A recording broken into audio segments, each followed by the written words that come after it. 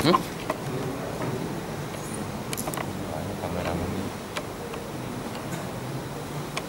yang dari TV kan di video.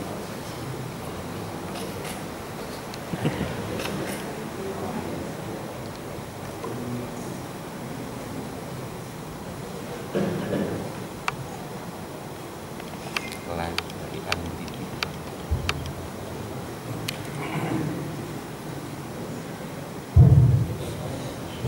Terjemah aja dong. Wajalani Allah subhanahu wa ta'ala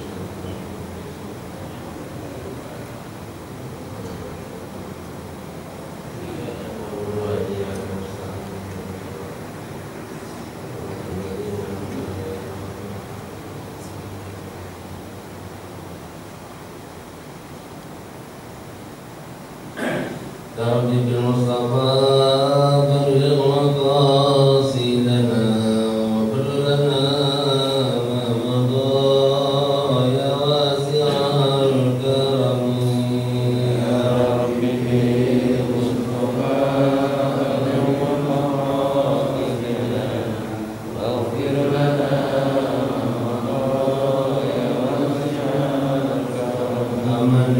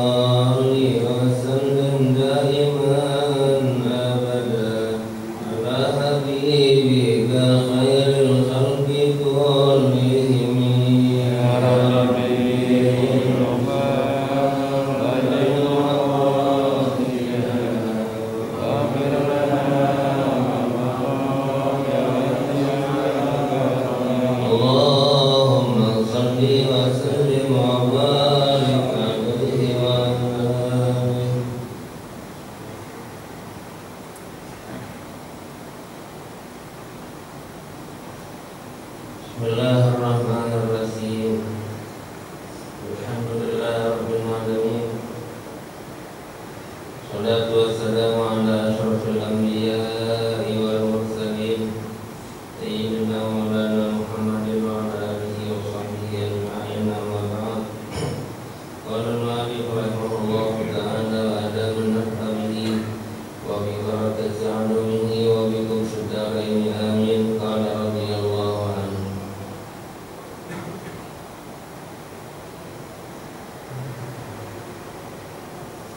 Qawluhu ta'ala wa ankihul ayyama minkum was-salihina min ibadikum wa imaikum iyakunu fuqara'a yughnihimullahu min fadlih.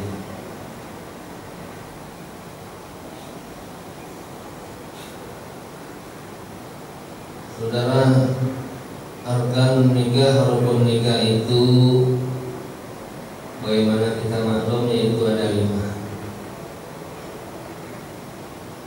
Calon pengantin laki-laki, pengantin perempuan, wali dari calon pengantin perempuan, lalu saksi, yakni 2 orang saksi, dan ijab kabul.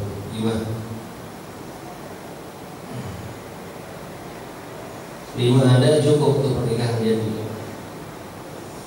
5 rukunnya pengantin laki-laki sudah ada, calon pengantin perempuan ada, wali dari pihak perempuan sudah ada, laki nggak perlu lagi. Lalu 2 orang saksi ijab kabul, maka sah pernikahannya. Menurut Islam, pernikahan namanya kasih dia. Allah mau resmi, catat. Kata Quran, ya ayyuhalladzina amanu idza tadayantum bidainin ila ajalin musamma faktubuh falyaktub katibun bainakum bil adl. Kalau kamu ingin bertransaksi hutang piutang perkara jual materi duit, adalah tulis catat. Hutang piutang aja tulis hutang piutang yang efeknya cuma harta. Catat, tulis biar tidak terjadi kekeliruan, nggak jadi goror yang tertipu antara kedua belah pihak, si peminjam dan yang minjem, kreditur dan debitur, gak ada yang merugikan. Tulis biar aman. Gak tulis juga gak apa-apa, cuman kan belakangnya jadi ribut, ya gak ada bukti. Begitu pula tentang pernikahan, yang bagus ditulis dicatat. Gak dicatat biasa, cuma kesian perempuannya nanti. Tulis kita jual tanah 1000 meter harga sekian. Gak tulis nggak apa-apa juga, sah tanah-tanah kita. Cuman yang bagus ditulis. Jalan ke Pasar Anyar Bogor, beli kalung 10 gram, harga sekian juta, bayar. Gak ada suratnya, sah.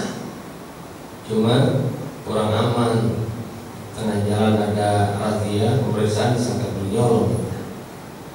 Tulis surat, perlu surat. Sungguh nggak perlu tapi perlu, sungguh nggak penting tapi penting.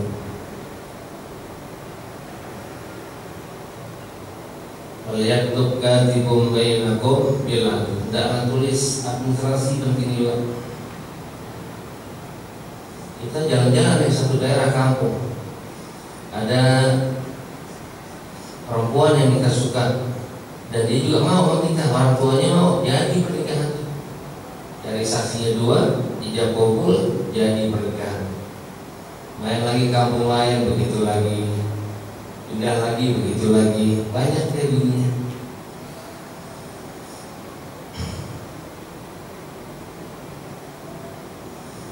Jadi proses akad nikah, sungguh pun penghulu belum datang bisa dilangsungkan secara agama. Nanti penghulu datang, tinggal mencatatnya. Penghulu tugas itu hanya mencatat akta nikah. Dia bertugas mencatat akta nikah di satu kecamatan, kecamatan ini, kecamatan itu. Jadi sungguh pun ini penghulu nggak nyampe, pernikahan nggak usah batal.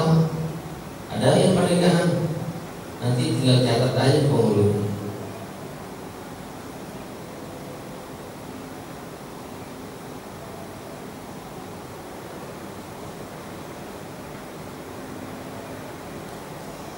Karena penghulu tugasnya cuma mencatat, kadang-kadang penghulu gak usah bertele-tele. Penghulu tugasnya cuma mencatat, menyaksikan adanya satu pernikahan antara si A dan si B. Ini petugas dari kecamatan, tugas negara, saksikan lalu dia mencatatnya. Tapi kadang-kadang bertele-tele, panjang lebar, hingga dia berikan tausiah juga, ceramah juga, doanya dia juga. Padahal tugas dia cuma mencatat.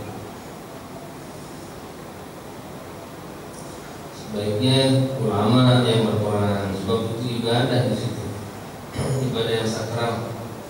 Biar ulama, habaib, kiai yang berperan, itu penghulu cukup mencatat saja, selesai pulang. Yang dominan penghulu.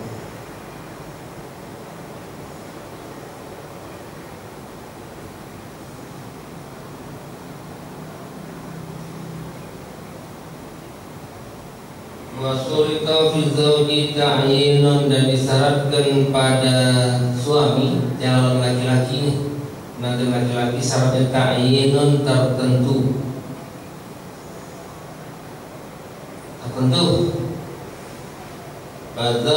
Fazawaitu binti ahadakuma batilun, maka lapas zawajtu, aku nikahkan putriku ahadakuma dengan salah seorang dari kamu berdua. Ada laki-laki berdua, ada di. Lalu kita ini selaku wali, zawajtu binti ahadakuma, aku nikahkan putriku dengan salah satu dari kalian berdua. Batilun, itu batal pernikahan. Sebab syaratnya rukun nikah 5 tadi itu. Calon pengantin laki-laki, syaratnya harus ta'yin, tertentu. Yang mana yang tentukan? Satu aja. Dari 3 laki-laki, 1 tentukan. 2, 1 tentukan. Gak boleh dua-duanya disebut. Batilun, batal. Zawajtu binti ahadakuma batil, aku nikahkan putriku dengan salah seorang dari kalian berdua, maka batal. Yang mana nanti? Nasabnya kemana nih? Harus jelas. Agama datang dibawa oleh Rasul, diantaranya adalah fungsinya hifdzun nasab, menjaga nasab keturunan. Salah satu dari keduanya, kalau dua-duanya mau gimana? Yang ini tidurin, yang itu tidurin juga. Nasabnya kemana? Harus salah satu yang jelas. Walau ma'al isyarati, sekalipun disertai isyarat, pakai isyarat yang menunjuk, harus salah satu.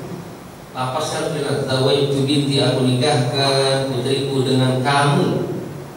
Jelas yang mana? Wa ada mahramatin, dan syarat calon suami bukan mahramnya, bukan abang dari pengantin perempuan, bukan pamannya, bukan keponakannya.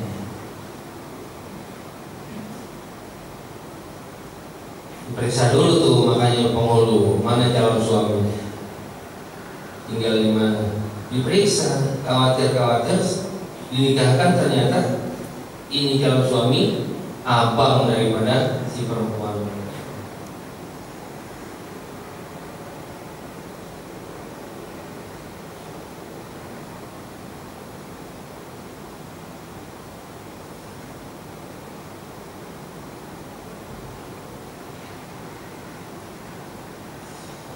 Wa yustaratu aidan an la takuna tahtahu arba'un minaz zawjat, disyaratkan juga pada suami, calon suami, bahwa tidak ada di bawah ini suami arba'un minaz zawjat, 4 orang daripada istri. Suami, calon suami, syaratnya bahwa tidak ada pada dia 4 orang daripada istri. 3 masih boleh. Mana calon suaminya ini? Udah pernah nikah masih beristri, iya 3, nggak apa-apa. 1 lagi 4, pantasnya 4. Paham ya? Wah, nggak boleh nih. Jadi calon suami ada istrinya masih, nggak apa-apa istrinya.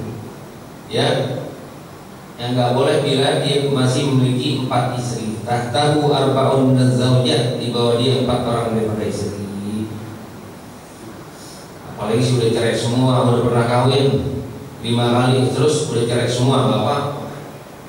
Ya, ini masih di bawah dia, di bawah naungan dia, arba'un minaz zawjat, 4 orang istri nggak boleh. 3 masih boleh.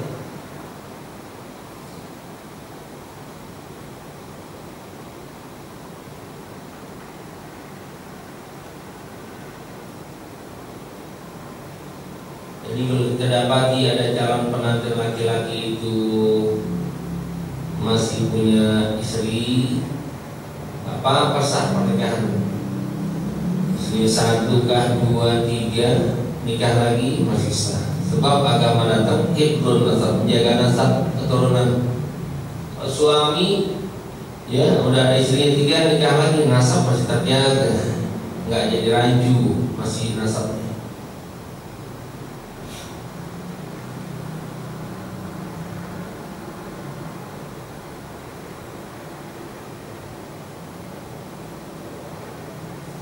Kalau nakahal hurru, andai kata seorang laki-laki menikah khamsan, 5 wanita dinikahi, murattaban, beraturan. Pagi jam 8 si A, jam 9 si B, beraturan 1 persatu 5 dinikahi oleh dia. Batala bil khamisati, batal pada yang kelima. Yang kelima batal. Sebab batasnya cuma 4.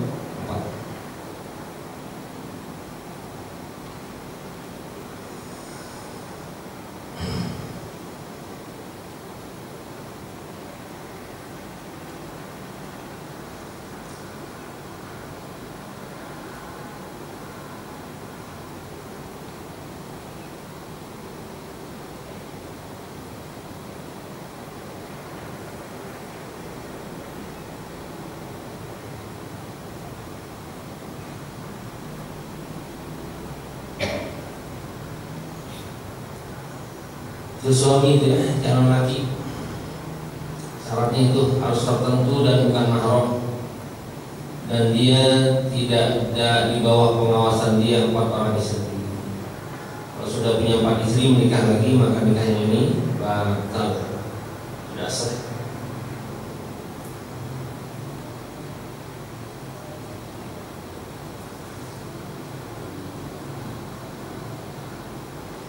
Nanti suami kewajiban nafkah tuh, kewajiban memberikan nafkah pada istri. Kewajiban nafkah itu kewajiban suami, bukan istri. Kewajiban nafkahnya itu menurut undang-undang agama Al-Quran, alal musi'i qadaruh wa alal muqtiri qadaruh, kata Quran. Alal musi'i, buat yang luas, hartanya banyak, penghasilannya banyak, qadaruh, kadar keluasannya. Wa alal muqtiri qadaruh, dan buat yang sempit, kadar kesempitannya. Jadi nafkah itu kewajiban suami, ibrahnya yang jadi ukuran sudut pandang tingkat kemampuan suami, bukan yang dipandang si istri. Kalau suami mampunya 100 ya 100, mampunya 30 ya 30, sekalipun itu istri anak bangsawan, anak raja yang sehari-harinya dikasih oleh bapaknya yang raja, dia dikasih 1 juta sehari-harinya. Tapi yang dipandang adalah kemampuan suami, bukan si istri. Ada musi'i qadaruh wa ada muqtiri qadaruh.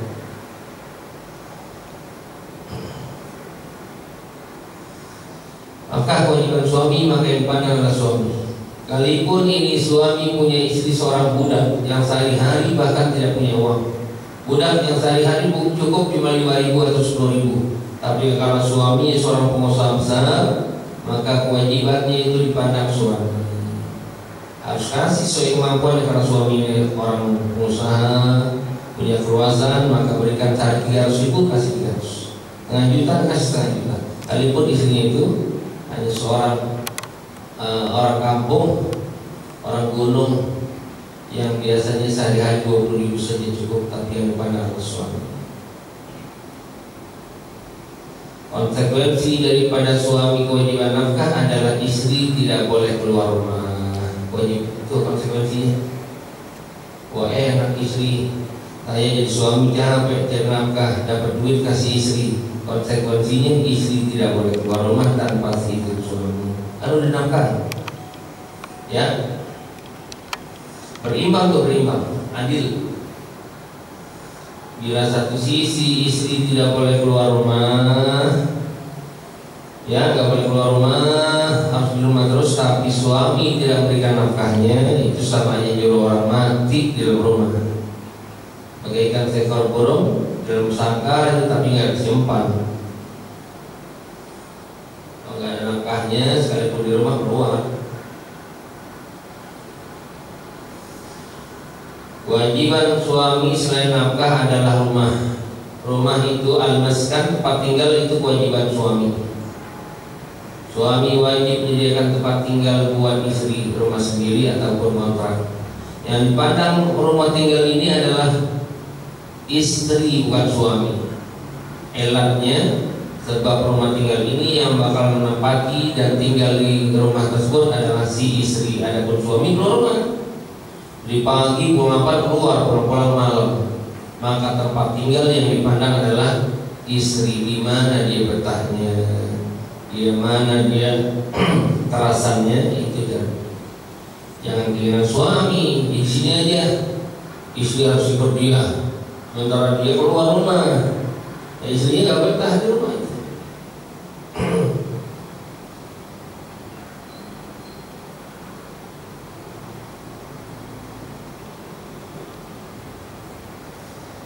timbang.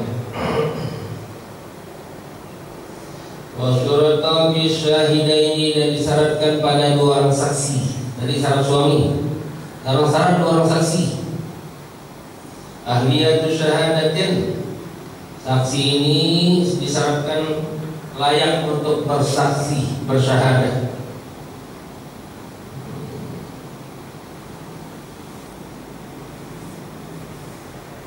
Tapi syurutuha fi babi syahadati, bakal datang syarat-syaratnya nanti pada bab syahadah. Wahia hurriyatun, merdeka budak kalau dia saksi. Kamilatun, merdeka yang sempurna. Budak muba'ad tidak sah. Separuh merdeka, separuh dia masih jadi budak. Wa tukuratun, laki-laki, laki-laki. Adalatun yang adil, saksi mesti yang adil, saudara. Kita mau nikahkan anak kita, anak gadis kita, jadi saksinya dua yang adil. Apa yang adil? Adil itu maknanya lam yartakibil kabair wa lam yusra' as-saghair. Ini saksi tidak pernah mengerjakan dosa gede, judi, zina, mabuk, apalagi bunuh orang, tidak pernah. Wa lam yusra' as-saghair, dan dia tidak terus-menerus dalam dosa kecil.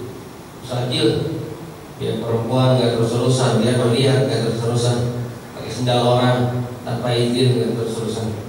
Ini saksi yang dihadirkan, bukan asal jawab saksi. Minta saksi mana ada, tarik aja Pak RT, Pak RW, bayang juga agak. Kalaupun dia lurah, bupati, tapi gak sembahyang jangan jadi saksi. Ini buat ibadah, buat pernikahan yang undang-undangnya agama, yang menetapkan Allah dan Rasulullah. Saksinya harus yang adil. Adil yakni tidak mengerjakan dosa besar dan tidak terus-menerus dalam dosa kecil. Siapa itu? Apa ya? Kiai, orang-orang soleh jadi saksi. Kita mau nikahin anak kiai orang soleh di masjid, siapa nih? Yang orang istiqomah. Datangin dia, assalamualaikum Pak Haji, tolong nanti saksikan pernikahan anak saya. Sekalipun bukan saksi tertulis, yang penting beliau ada menyaksikan. Yang tangan siapa aja lah, saksi pamannya, keluarga pihak besan 1, keluarga pihak besan 2, ya, yang nyumbangin gedean, mintanya dihormati, dimuliain, harus diangkat jadi saksi. Kasih dia, tulis. Tapi saksi yang pokok dalam agama sekalipun gak tercatat, hadirkan dia. Undang itu orang-orang soleh untuk menyaksikan pernikahan desa, pernikahan anak kita. Undang kiai.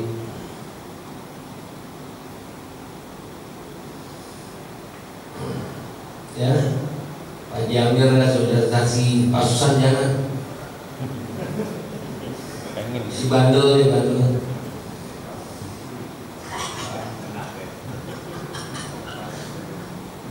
Ini saksi itu jadi penanten ya, jadi penanten ya.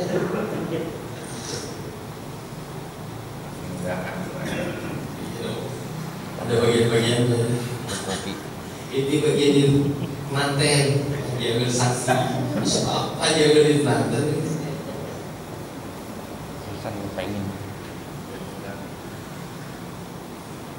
Saksi begitu dia, yang saksinya hati-hati.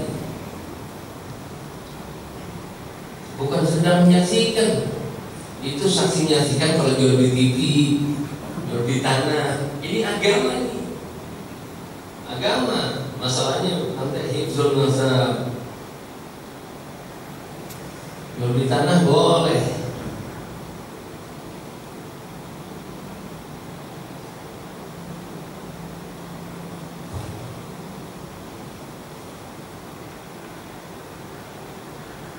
Dulu nikah saksi saya Habib Umar Segaf, Dr. Haji Abdurrahman Nawawi. Saya minta beliau jadi saksi.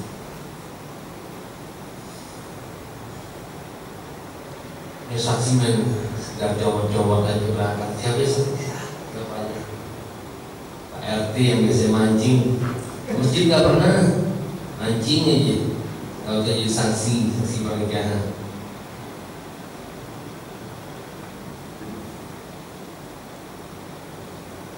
Sama Tuhan aja dia berani, sama Tuhan berani. Zuhur lewat, asar lewat, sama Tuhan berani. Jadi saksi. Saksi apa? Malaikat bergemes lihatnya, nah begini jadi saksi. Sama gua aja berani. Gua nyatet nih amal kebaikan keburukan itu. Tuhan saksiin, dia berani. Dia angkat jadi saksi.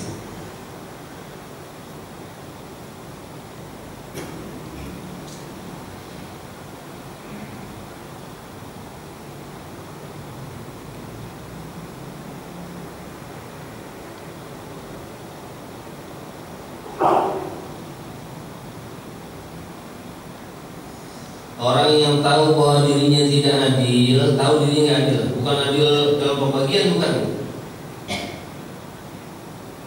Maksudnya nggak adil tadi, dia tahu dirinya itu selalu mengerjakan dosa besar, dosa kecil terus-terusan. Dia tahu dirinya nggak adil, lalu buka aurat, naik motor, dan dengkulnya pahanya kemana-mana.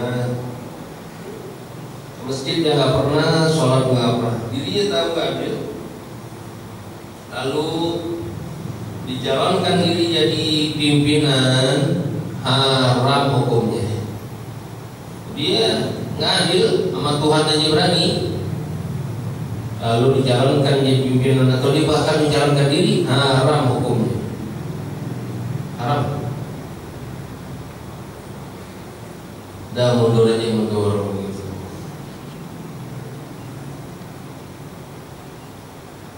Sama aja orang yang pinjam duit ke tangganya kawannya, niatnya nggak mau bayar. Anda pinjam duit kepada si fulan, pinjam 1 juta nggak mau lihat, niatnya nggak mau bayar, hukumnya haram.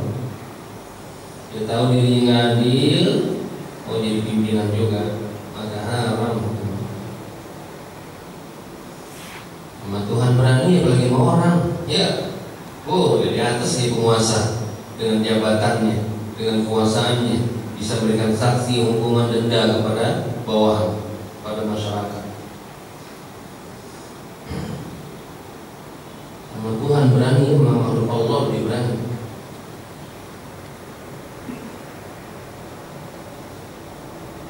Makanya kalau ada berita dari orang fasik itu lawanannya adil. Adil dia nggak kerjakan dosa besar, dosa kecil nggak kesusahan. Fasik lawannya. Orang fasik itu orang selalu kerjakan kerjaannya dosa. Sholatnya enggak, masjid enggak pernah, asek dia pasek. Idza jaa fasiqun binaba'in fatabayyanu, apabila datang kepadamu, siapa yang datang? Fasiqun, orang fasik, orang yang enggak ada taat ibadatnya, dosa masih terus-terusan dosa aja. Datang dengan apa dia? Binaba'in, bawa naba, berita, informasi. Tabayyanu, maka tabayyun, konfirmasi. Jangan langsung terima.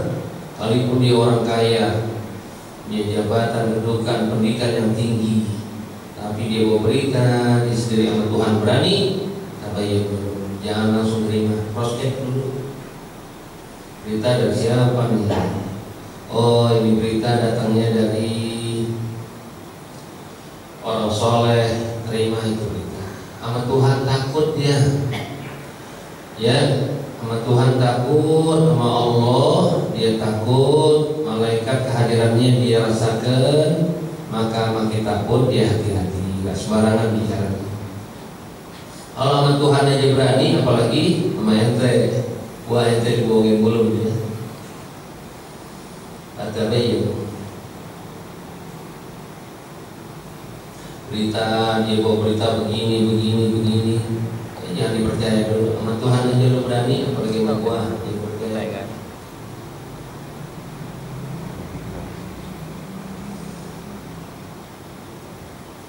Saksi dia.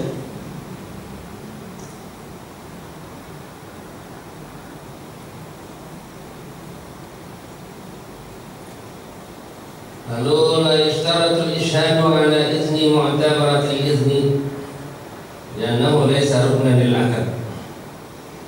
Gini saudara, kalau calon pengantinnya itu janda, yang kita menikahi anak kita janda nih, janda udah pernah nikah, wajib izin tuh di kepada anak yang janda. Kalau anak yang gadis gak perlu izin. Kita menikahkan anak gadis perawan, gak wajib izin dengan dia. Kalau penghulu bilang mana calon pengantin perempuan di dalam, sudah izin belum bapak? Gak perlu izin, anak-anak gua gak perlu izin, ya. Gak wajib izinnya kalau anak masih gadis. Izin mana gak perlu. Hai anakku, aku mau nikahkan kamu. Belum. Gak wajib izinnya. Kenapa? Karena bapak lebih mengerti, lebih tahu tentang apa yang lebih layak buat si anak gadis ini ketimbang si anak gadis tersebut. Bapak lebih tahu mana yang lebih layak, lebih pantas buat si anak ketimbang anak itu tersebut. Kalau anak gadis ya, jadi wali si bapak, wali bapak dan kakek, hanya wali bapak dan kakek. Bapak sudah meninggal, ada kakek. Ini wali mujbir namanya. Si bapak dan kakek wali mujbir dalam fikih. Dia boleh menikahkan anak gadisnya tanpa sepengetahuan anak gadisnya. Paham nih? Anaknya lagi sekolah di luar kota atau di Mesir, ya, atau anak ada di rumah, kita lagi ke Mekah, tawaf, pergi umroh. Anak kita di rumah, kita dapati ada laki-laki soleh, laki-laki yang bagus agamanya. Kita pengen nikahkan anak kita dengan laki-laki yang soleh yang bagus agamanya, yang kita ridha dengan agamanya. Nikahkan deh. Aku nikahkan kamu dengan anak gadisku. Si anak ada di rumah, sah pernikahan. Kalau pengantin perempuan ada di rumah, pengantin laki ada, wali ada, dua orang saksi ada, kan dia kabul, sah pernikahan. Tanpa izin si anak udah terima aja, tahu si anak itu udah punya suami. Si anak tahu sudah punya suami. Sah ini wali mujbir, ijbar, menekan, mengintimidasi. Si bapak boleh memaksa anak gadis. Kenapa dikatakan wali mujbir? Karena ilatnya hukum fikih. Karena si bapak lebih tahu apa yang layak, yang bagus, yang lebih pantas buat si anaknya. Pilihan yang terbaik si bapak lebih tahu ketimbang si anak sendiri. Kalau anak nyari sendiri jalanan boleh parah. Si anak nyari hawa nafsunya, nyarinya hawa nafsu dia, hawa nafsu ganteng, ditipu sama calon pacar. Tapi bagus bapaknya. Makanya orang-orang dulu kiai nikahin aja si anak menurut wali mujbir. Alasannya kenapa bapak boleh begitu? Kayaknya nggak adil kayaknya. Alasan pikirnya karena si bapak lebih tahu apa yang lebih layak, lebih pantas untuk pernikahan si anak ketimbang anak itu sendiri. Itu anak belum pengalaman. Pilihnya orang tua aja. Itu wali mujbir.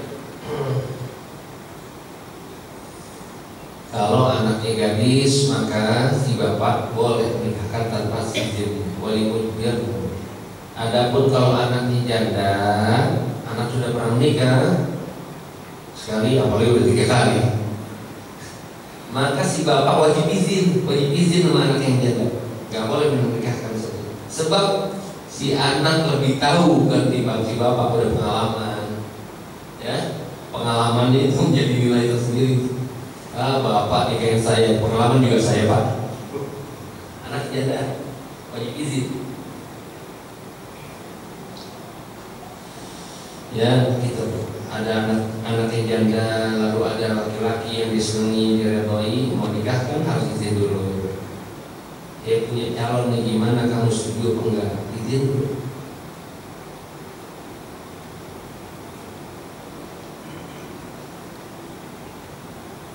Jadi kata Nabi kan, bila datang kepadamu laki-laki yang tardawna kamu redha dengan agamanya bagus, nikahi anakmu dengan laki-laki tersebut. Udah nikahin, boleh mujbir. Si anak nggak tahu tentu anak dia suami.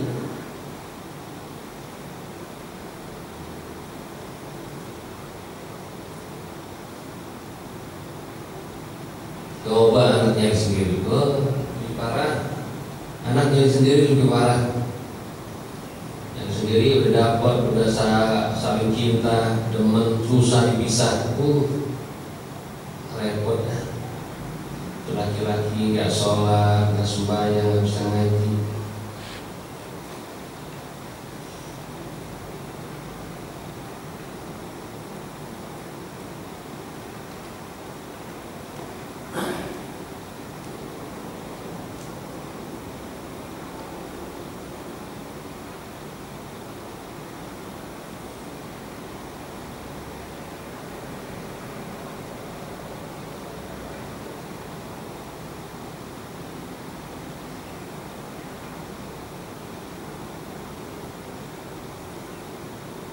Syaratnya perempuan, syarat calon pengantin perempuan pertama khulu'an nikahin wa iddatin. Pengantin perempuan syaratnya kosong dari pernikahan dan kosong daripada iddah. Mana calon pengantin perempuannya? Periksa dulu. Ini syarat si pengantin perempuan harus kosong dari pernikahan. Dia tidak dalam ikatan nikah, gadis ataupun janda. Jangan masih istri orang, nggak boleh. Kalau istri orang nanti nasabnya rancu. Binnya bin siapa? Bin yang awal atau bin yang baru? Dijaga oleh agama. Ya, kesian si istri, kesian si anak nanti. Jadi pertengkaran, percekcokan, masing-masing nggak ada yang mau nafkahi. Kosong dari pernikahan.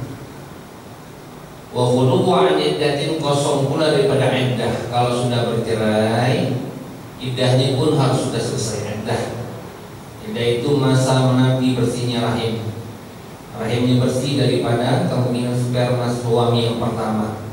Sudah bersih, baru suami yang baru. Sehingga dinyatakan kalau andai kata hamil, ini binnya suami yang baru. Iddahnya diperiksa dulu.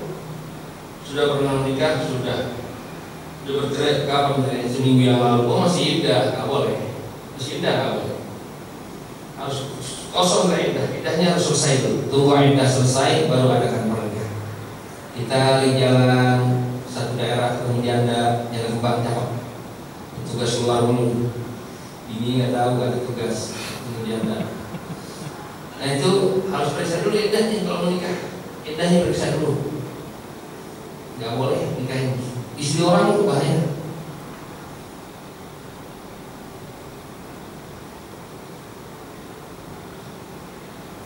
Dan juga syarat perempuan bukan mahram. Perempuannya bukan mahram syarat.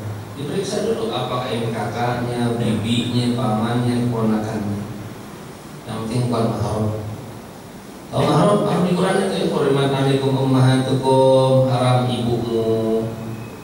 Haram ibu ke atas, nenek. Wa banatukum, anak gadismu, terus ke bawah, mahram. Wa ammatukum, bibi. Bibi asli itu mahram. Itu nggak boleh nikahin bibi. Bibi asli adik daripada bapak kita atau adik daripada ibu. Kalau istrinya paman bukan bibi baru itu istri paman. Kita punya paman.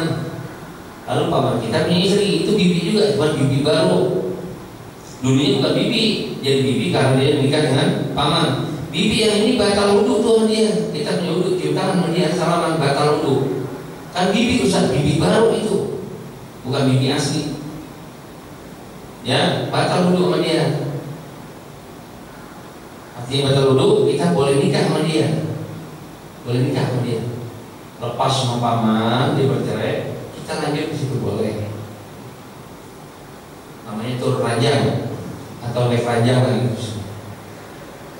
Ya, sama ponakan itu mahram juga, keponakan asli, anak dari abang kita, anak dari adik kita.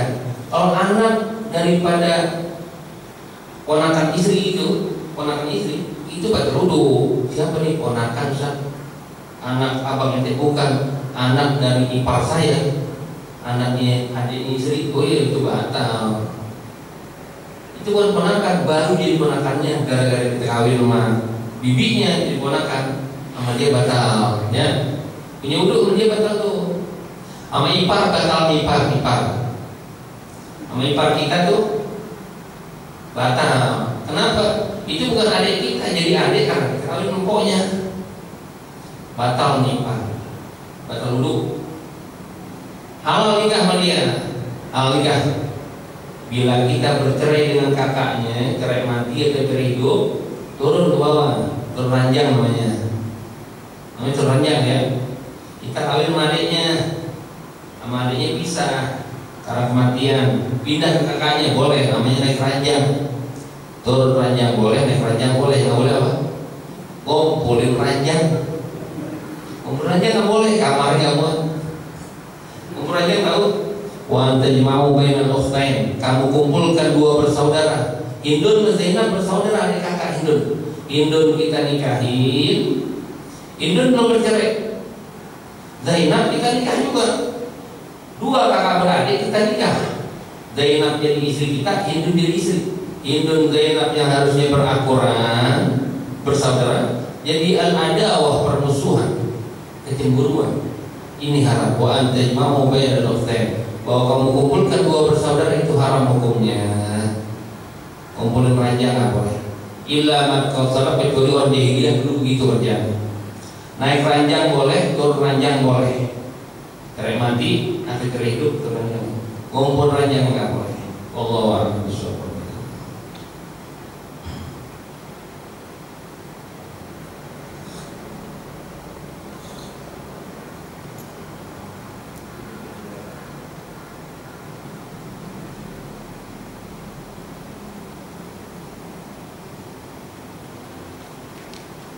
Mertua nggak batal ya kalau mertua. Mertua semata-mata saya terima nikahnya dan kawinnya Fulana binti Fulan dengan mas kawin tersebut tunai. Terus saya akan nikah, semata-mata akan nikah, belum dukhul, belum senggama, maka mertua nggak batal. Terus abadi, nggak ada mantan mertua, jadi mertua terus, sekalipun sudah bisa. Mertua tuh kalau sama anak kita kawin sama janda, ini janda punya anak, diterima nikahnya, kawinnya tunai sama anaknya, belum batal wudhu, belum jadi mahram, dia belum senggama. Kalau udah terjadi hubungan badan kepada ibunya, maka sama anaknya haram. Kalau belum ada hubungan badan, akan nikah, tiba-tiba terjadi perceraian, pisah mamanya, pindah ke anaknya boleh. Pindah kanan masih boleh. Bila di atas belum ada hubungan badan ya. Kalau keemahnya ke atas mertua semata-mata akad batal. Semata-mata akad maka tidak batal wudhu kepada ke atas. Kalau ke bawah semata-mata akad belum mahram, harus ada segama.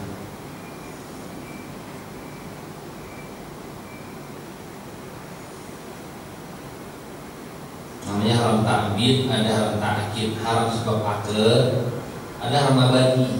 Haram ta'bid namanya haram abadi. Ibu tuh abadi, bukan karena akad sama ibu kita. Sama nenek haram abadi, haram. Sama anak bawah cucu haramnya ta'bid abadi. Ada haram ta'akid, akad yaqidu ta'kid karena akad. Haramnya karena akad. Mertua tuh haram karena akad terus abadi.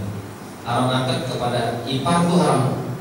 Kita haram nikahnya sama yang ipar karena akad. Akad diputus boleh ya. Akad putus, cerai mati, cerai hidup, turun ranjang atau naik ranjang. Haram takkid, haramnya karena ada akad aja. Ketika akad udah gak ada, keharaman maka tidak ada juga. Tunggu ya.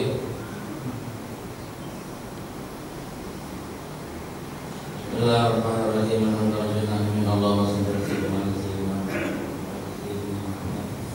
اللهم انفعنا بما علمتنا وارزقنا اللهم ربنا فقهنا فقهنا ربنا آتنا في الدنيا حسنة وفي الآخرة حسنة وقنا عذاب النار صلى الله على سيدنا محمد وعلى آله وصحبه وسلم الحمد لله رب العالمين.